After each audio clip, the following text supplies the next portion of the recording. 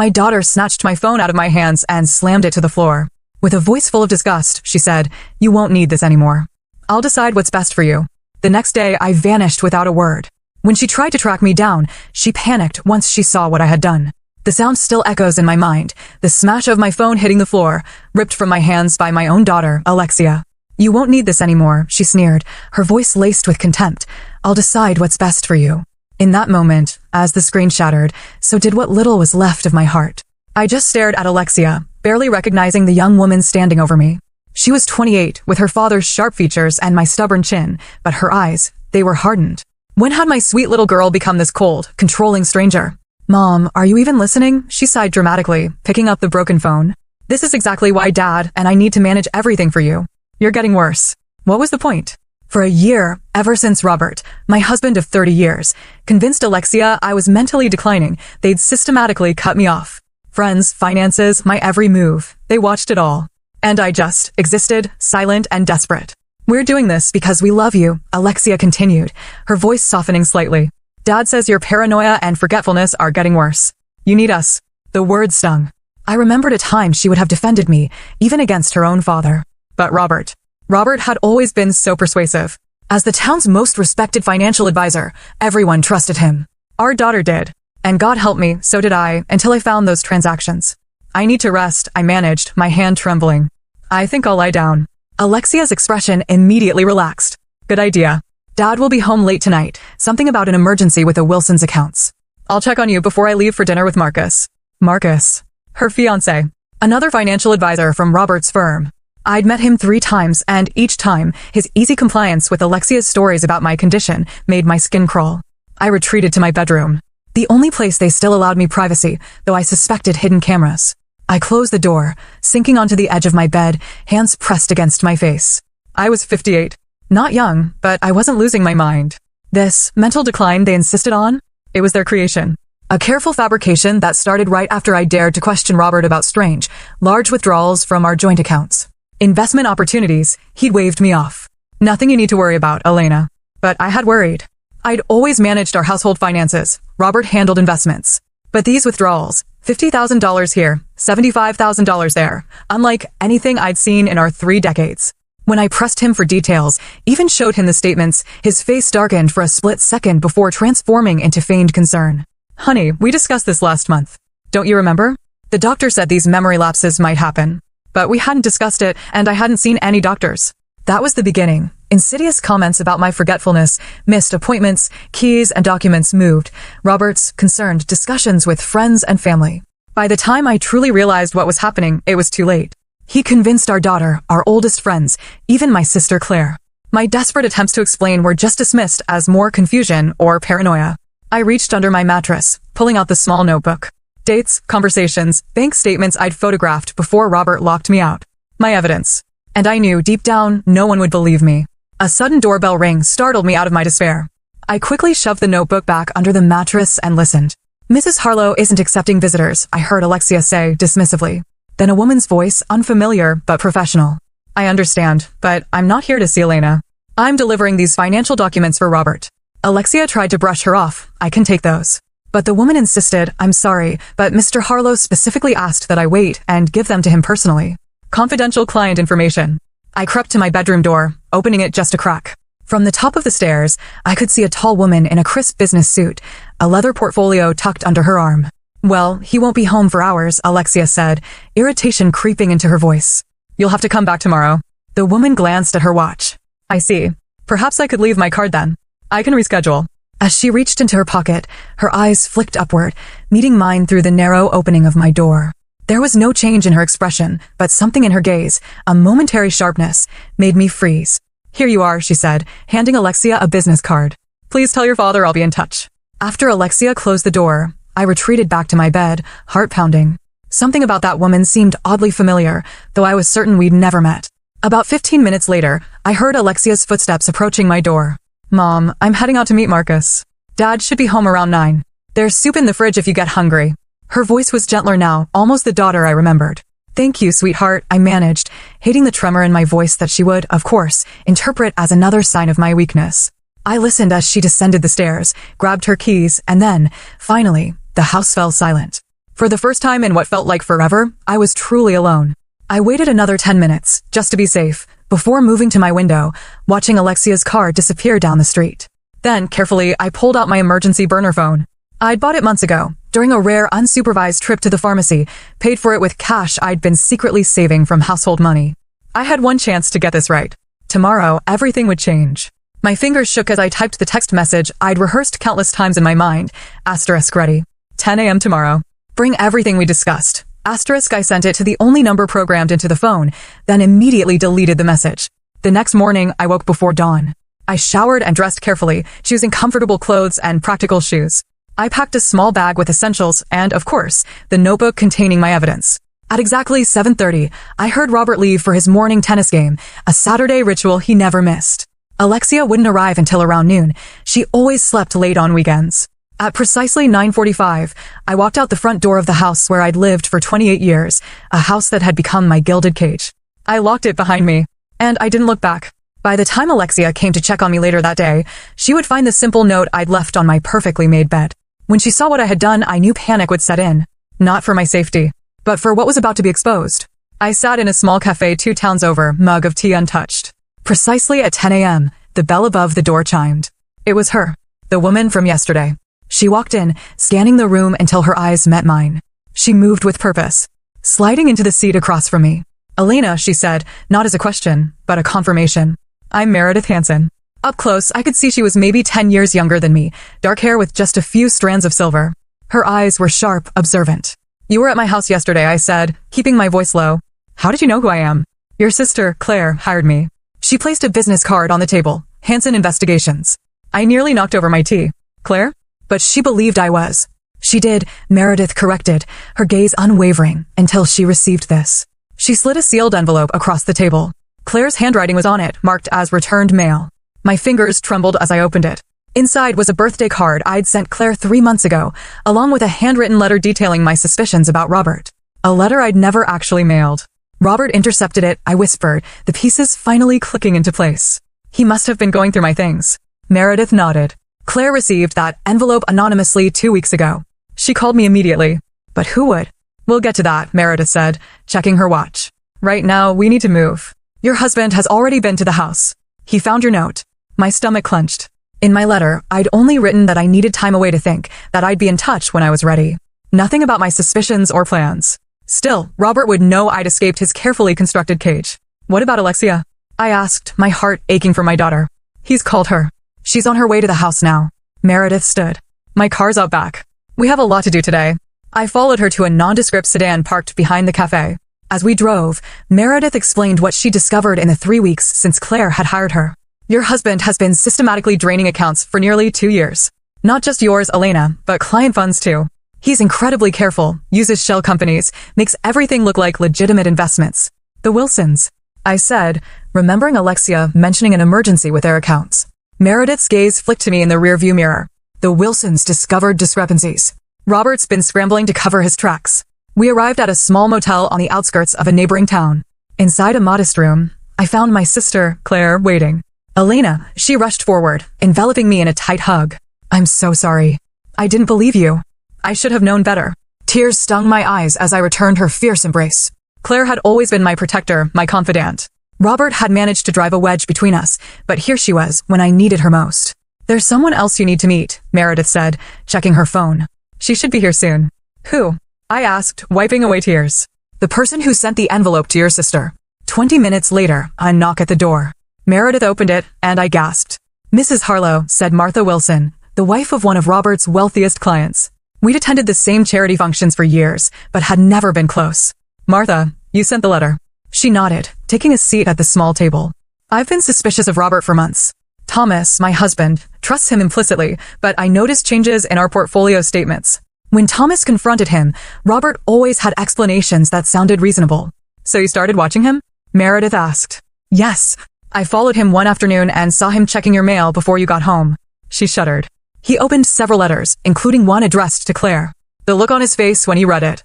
I knew something was terribly wrong. Meredith explained. Martha made copies of everything before sending the original to Claire. She's been our inside source ever since. My head was spinning. But what about the Wilsons' emergency Alexia mentioned? Martha's expression darkened. Thomas finally listened to me and requested a full audit of our accounts. Robert's been trying to prevent that from happening. We have evidence of embezzlement, Meredith said, opening her laptop. Not just from your accounts, but from at least 12 clients. The total is close to $3 million. I felt lightheaded. Where's the money? Some is in offshore accounts, Meredith explained. Some was used to fund a secret life your husband's been building. What? Meredith turned the laptop to face me. On the screen was a property listing for a beachfront home in Costa Rica, purchased 6 months ago by an LLC that traced back to Robert. She clicked to another tab. A woman in her 30s smiled back at me, her arm around Robert's waist. They stood on the deck of what appeared to be the same Costa Rica house. Her name is Vanessa Diaz, Meredith said gently. They've been seeing each other for almost 3 years. The room tilted. 3 years. While I was cooking his meals, sharing his bed, building our life together, Robert had been planning his escape with a younger woman, using stolen money. Our money. His client's money. Does Alexia know? I whispered, my voice barely audible. We don't think so, Claire said, squeezing my hand. But there's more. Meredith scrolled to another document. Your mental decline is documented in medical records from a Dr. Phillips. A name I'd heard mentioned, but had never actually met. I've never seen this doctor. That's because he doesn't exist, Meredith stated plainly. The medical license number is fake. The office address is a vacant property Robert owns through another shell company. He created a false medical history for me? I asked, the full, sickening extent of his betrayal hitting me. But why? If he wanted to leave, he could have just divorced me. Because of the prenuptial agreement you both signed, Claire reminded me. If he divorces you without cause, he gets nothing from your family's trust fund. The trust fund. My parents had left it to me. Not massive, but substantial enough that Robert had insisted on managing it throughout our marriage. I'd thought little about it over the years, trusting him completely. If you were declared mentally incompetent, however, Meredith added, he could be appointed your guardian. And your guardian would have complete control over the trust. And Alexia? I asked. Where does she fit into this? Martha looked uncomfortable. Her fiancé, Marcus. He works for Robert. Is he involved? We're not sure yet, Meredith admitted, but here's what we do know. 2 days ago, Robert transferred a large sum to an account in Marcus's name. Just then, my burner phone buzzed with a text message. I looked down and felt the blood drain from my face. What is it? Claire asked, alarmed. I held up the phone. The message was from an unknown number. * Mom, where are you? Dad found your note. He's frantic. Please come home. We just want to help you. * Alexia, I whispered, a chill running down my spine. She can't know about this phone, Meredith said sharply. How did she get the number? Before I could answer, another message appeared. * If you don't come home by tonight, we'll have to report you missing. The police will consider you a danger to yourself because of your condition. Please, Mom, don't make this worse. * I stared at the screen, a horrifying realization dawning. Robert. It's not Alexia. It's Robert, using her phone. He's threatening me and letting us know he's still one step ahead, Meredith said grimly. The room fell silent as we all considered what this meant. Robert knew I had a secret phone. He was monitoring Alexia's communications. And now he was using my love for my daughter to try to lure me back. Martha was the first to speak. So what do we do now? Now, I said, finding a strange, fierce strength in my anger, we set a trap of our own. The plan came together faster than I expected. Within hours, Meredith had arranged everything we needed, making calls to contacts whose identity she kept confidential. Claire and Martha worked alongside her, each bringing their own strengths to our improvised war room. I watched them with a mixture of gratitude and disbelief. 3 days ago, I'd been a prisoner in my own home. Now, I had allies. Strong, capable women fighting for me. You need to respond to Robert's text, Meredith said, handing me back my burner phone. We need to buy time. I composed a careful message. * I'm safe. Need space to think. Please don't involve police. We'll call tomorrow. * Perfect. Meredith nodded. Vague enough to keep him guessing, but reassuring enough that he won't panic and do something rash. What if he traces the phone? Claire asked. He can't, Meredith assured us. It's a prepaid phone, purchased with cash. Even if he has connections in the phone company, the most he could get is the general location when a text is sent, which is why we're sending it from here, Martha added, and then moving to another location immediately. The phone buzzed almost instantly with Robert's reply. * Elena, please. Alexia is worried sick. Whatever is bothering you, we can work through it. I love you. * A bitter laugh escaped my throat. He's good, isn't he? If I didn't know better, I'd believe him. Sociopaths often are excellent manipulators, Meredith said matter-of-factly. Their lack of empathy allows them to lie without the tells most people have. Is that what Robert is? A sociopath? The thought that I'd spent 30 years with someone capable of such calculated deception made me feel hollow. Labels aren't important right now, Claire said gently. What matters is stopping him. An hour later, we checked into a different motel under Martha's name, paying cash. The room was clean but basic, with 2 double beds and a small table by the window. What about Alexia? I asked as we settled in. It was the question that had been gnawing at me all day. How do we make her see the truth? That's going to be the most difficult part, Meredith admitted. She genuinely believes her father's story about your mental health. Direct confrontation likely won't work. She'll just see it as confirmation of your paranoia. We need evidence she can't dismiss. Something so irrefutable that even Robert can't explain it away, Martha suggested. The medical records, I said suddenly. Dr. Phillips doesn't exist, right? If we can show Alexia that the doctor diagnosing me isn't real, it's a start. Meredith agreed, but Robert could claim you're seeing a different doctor or that you're confused about the name. What about the offshore accounts? Claire suggested. Financial records proving he's been stealing. Again, he could claim those are legitimate investments you've forgotten about, Meredith countered. Remember, in Alexia's mind, you're the one who's confused. Martha had been quietly typing on her tablet. What about this? She turned the screen toward us, showing the photograph of Robert and Vanessa in Costa Rica. Infidelity is harder to explain away, but easier to forgive, I said quietly. If it comes down to believing her father is unfaithful or her mother is mentally ill, which is easier for Alexia to accept? The room fell silent as we considered the problem. I think we're approaching this wrong, Meredith finally said. We shouldn't be trying to convince Alexia directly. We need to create a situation where she discovers the truth herself.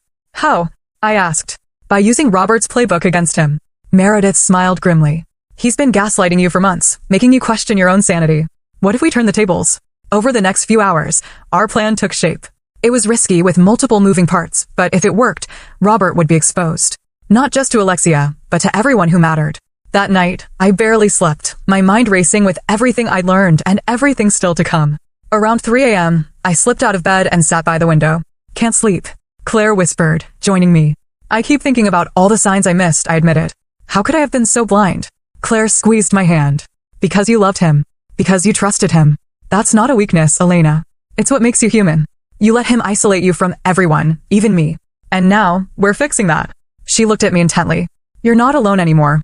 Whatever happens, remember that. Morning came far too quickly. Meredith arrived at 7 a.m. with coffee and pastries, along with a middle-aged man she introduced as Detective James Fowler.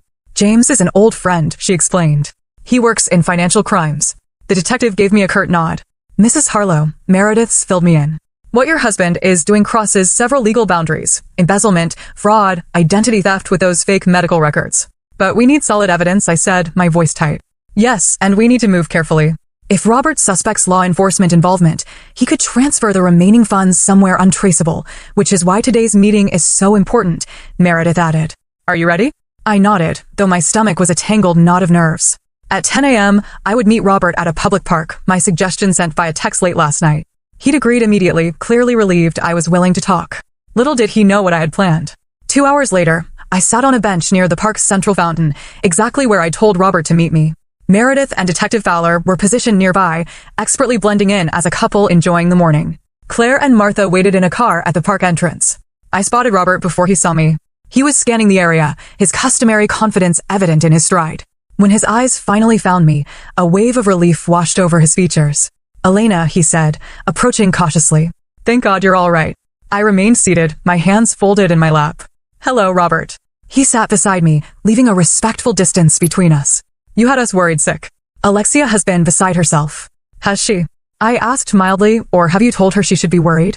His expression flickered briefly before settling back into concerned husband mode. I don't understand. Why did you leave like that? If something's bothering you, we can talk about it. That's what I'm doing now, I said. Talking about what's bothering me. I opened my purse and removed a manila envelope, placing it between us on the bench. Robert's eyes fixed on it, a hint of apprehension crossing his face. What's this? Evidence, I met his gaze steadily. Of everything you've been doing. The mask slipped for just a moment, a flash of pure, cold anger, quickly controlled. Elena, you're confused. This is exactly why Alexia and I are concerned. Costa Rica is beautiful this time of year, isn't it? I interrupted, my voice cutting through his. Especially that beachfront property you purchased 6 months ago. The one you visit with Vanessa. Robert went utterly still. I don't know what you're talking about. I think you do. I nudged the envelope toward him. It's all in there. The property records. The transfers from client accounts. The fake medical records for Dr. Phillips, a doctor who doesn't exist. Who's been filling your head with these delusions? His voice had hardened, venom dripping from every word. Is it Claire? I know she's always been jealous of our relationship. Stop. My voice was quieter than I intended, but it cut through his words like a knife. It's over, Robert. The lies. The manipulation. All of it. I know everything. His expression changed then, calculation replacing concern. He glanced around the park, then leaned closer. What exactly do you want, Elena? Money? A divorce? Name your price. I want my daughter back, I said simply. I want her to know the truth. Robert laughed. A cold, chilling sound that sent shivers down my spine. Alexia believes what I tell her to believe. She thinks her mother is losing her mind. Who do you think she'll trust? The father who's been taking care of both of you? Or the unstable woman who disappeared without warning? Let's find out. I reached back into my purse, pulling out my phone. Not the burner, but a new one Meredith had provided.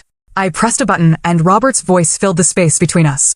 Asterisk Alexia believes what I tell her to believe. She thinks her mother is losing her mind. Asterisk, as the recording continued, a figure stepped out from behind a nearby tree. Alexia. She stood frozen, her face pale, as she listened to her father's words in his own voice. Robert's eyes widened in genuine shock. Alexia, what are you doing here? She didn't answer him. Instead, she looked at me, tears streaming down her face. Mom.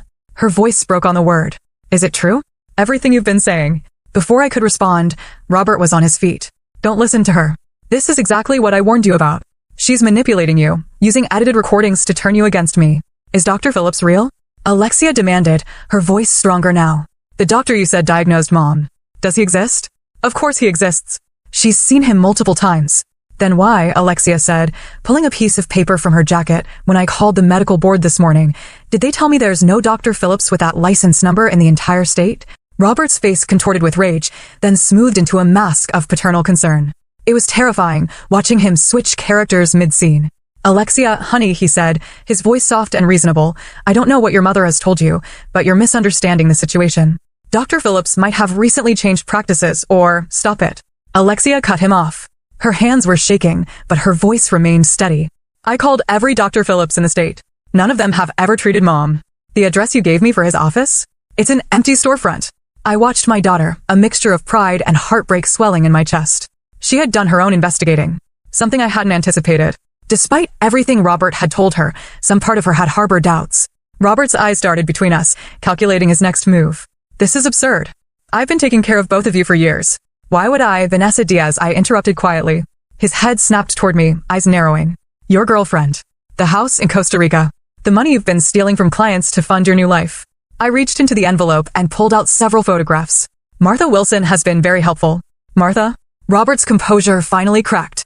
What does she have to do with this? She's been watching you, I explained, ever since she noticed discrepancies in her husband's accounts. Mom? Alexia whispered, her eyes fixed on the photos of Robert and Vanessa. How long have you known? I suspected something was wrong for months, but I only learned the full truth yesterday. I took a deep breath. Your father has been gaslighting me, Alexia, making me, and you, believe I was losing my mind, when really, he was stealing money and planning to leave. Robert suddenly lunged for the envelope, but Detective Fowler appeared beside him, grasping his arm firmly. I wouldn't do that, Mr. Harlow, he said, flashing his badge. The color drained from Robert's face. Who are you? Detective James Fowler. Financial crimes. He released Robert's arm but positioned himself between us. We have some questions about certain irregularities in your client's accounts. Robert straightened his jacket, his lawyer mask sliding into place. I'm not discussing anything without my attorney present. That's your right, Fowler nodded. But we have enough to get warrants for your financial records, your home, and your office. Perhaps you'd like to cooperate now. Make things easier on yourself. This is ridiculous. Robert snarled. A misunderstanding blown out of proportion by my mentally unstable wife. Alexia stepped forward, placing herself at my side. Dad, I saw the medical records you showed me. I checked every detail. They're fake. You lied to me. For the first time, uncertainty flickered across Robert's face as he realized his daughter was slipping away from his influence. Alexia, please. Everything I've done for us. For our future by stealing, she demanded. By lying? By making me think my own mother was going crazy. You don't understand, he said desperately. Your mother's family money is tied up in that trust. I had to what? I asked quietly. Convince everyone I was incompetent so you could control my inheritance while running off with your girlfriend? Meredith approached, standing beside Detective Fowler. Mr. Harlow, we've been building a case against you for weeks. We have documentation of transfers from client accounts to offshore entities you control. We have evidence of the falsified medical records. And as of this morning, we have testimony from Vanessa Diaz herself. Robert's head jerked up. What?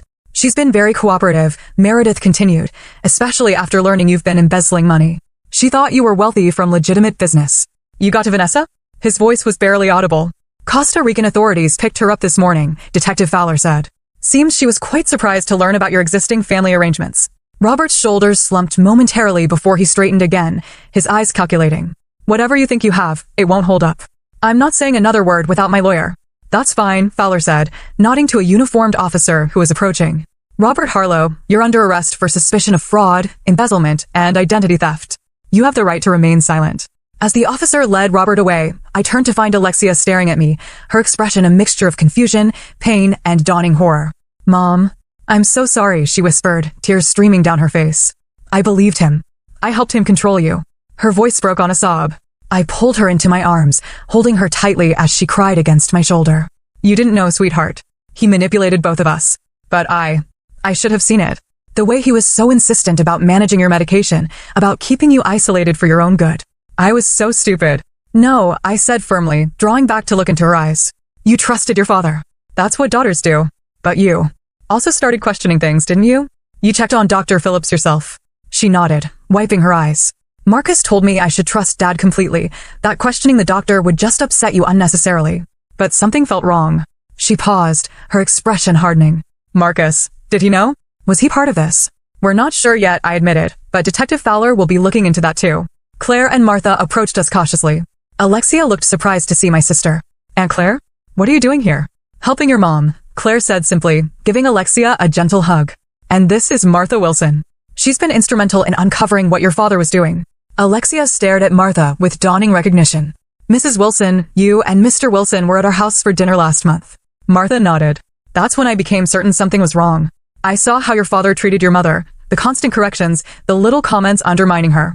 It reminded me of my first husband. She touched Alexia's arm gently. Abusers don't always use their fists, dear.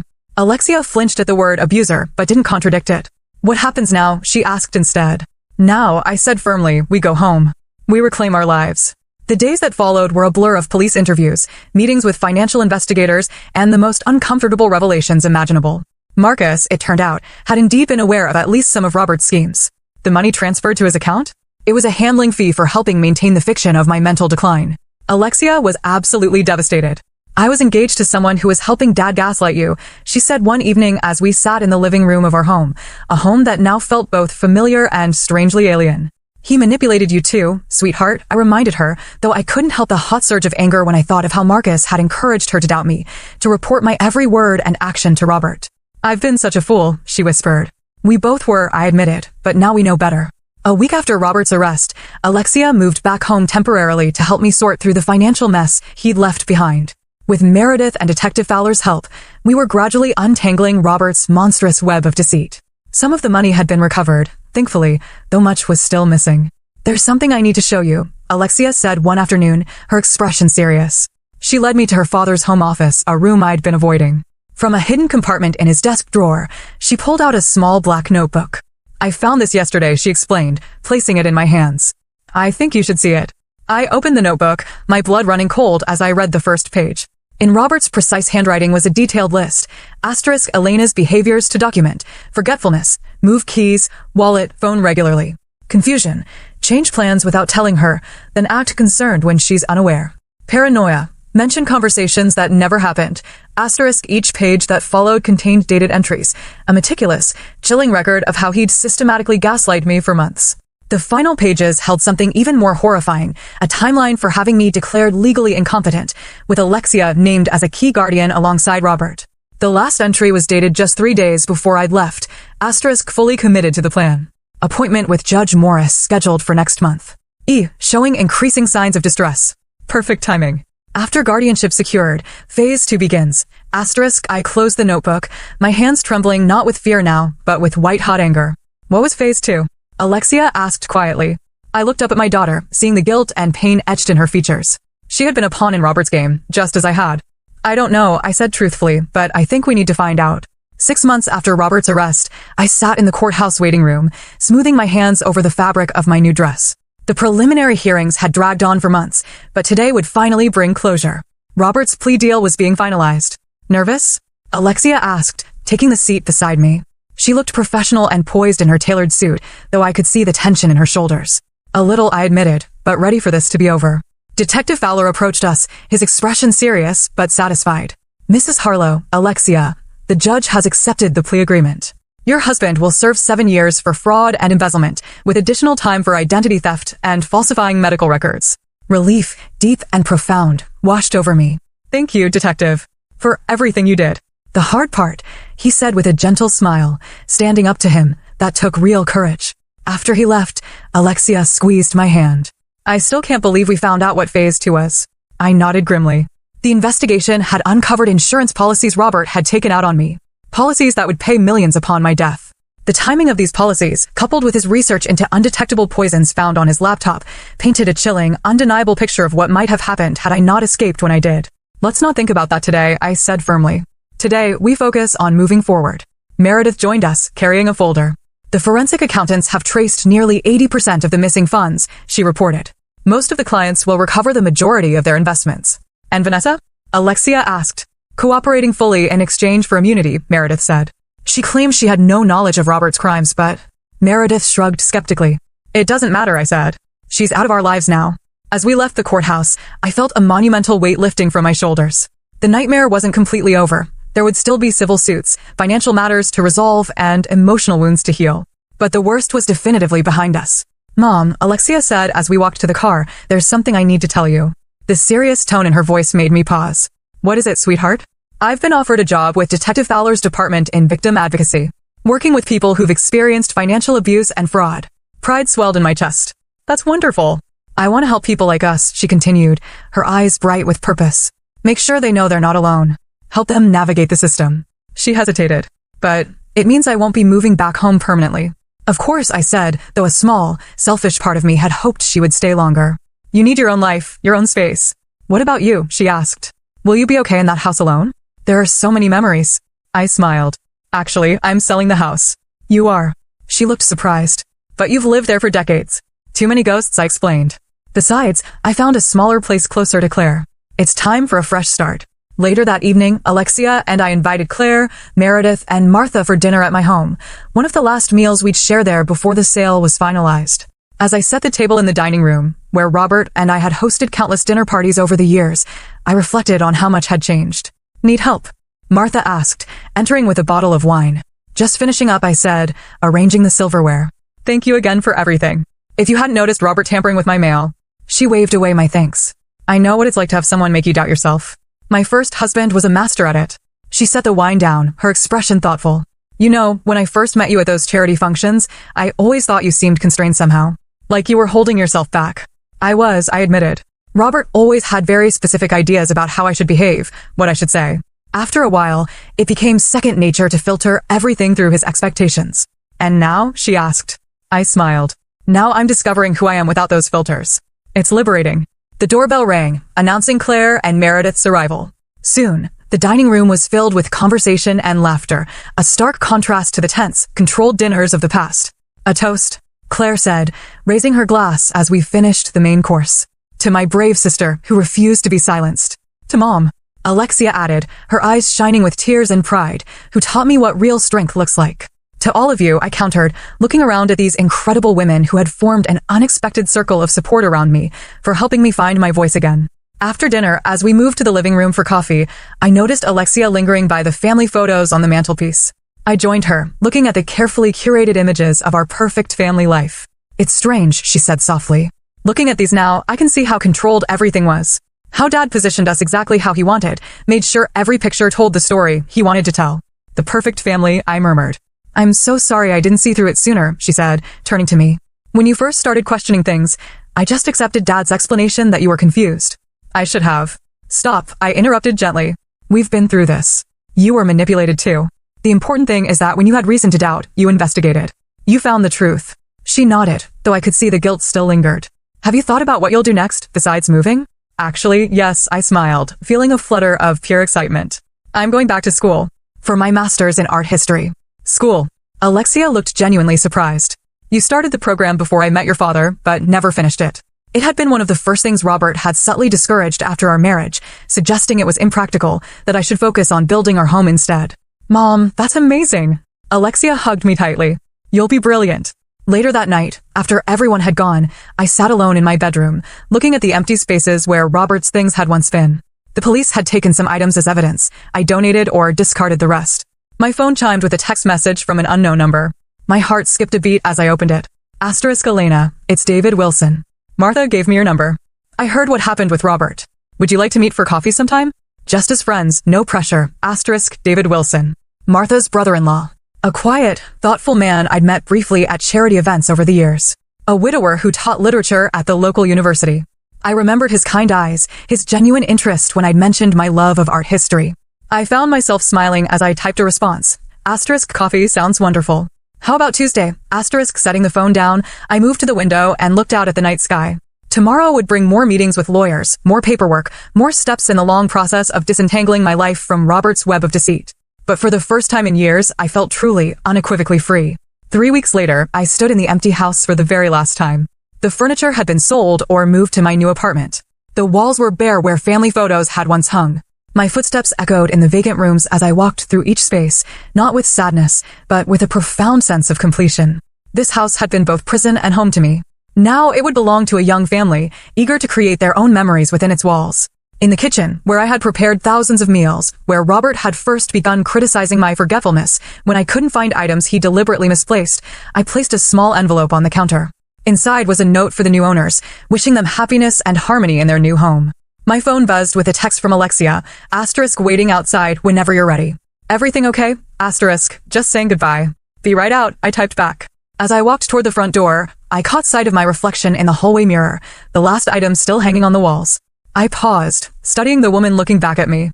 My hair had more silver than it had 6 months ago, and fine lines had deepened around my eyes, evidence of both stress and newfound laughter. But there was something else there, too. A steadiness, a quiet confidence that had been missing for so long. I'd forgotten it was ever part of me. Goodbye, I said softly. To the empty house. To the woman I'd been. To the life I was leaving behind. I stepped outside into the bright spring sunshine, where Alexia waited by her car. Beside her stood Claire, Meredith, and Martha, my unlikely circle of warriors. Ready? Alexia asked, taking my bag. I looked back at the house one last time, then turned to the women who had helped me reclaim my life. Ready, I said, and walked toward my future, without looking back.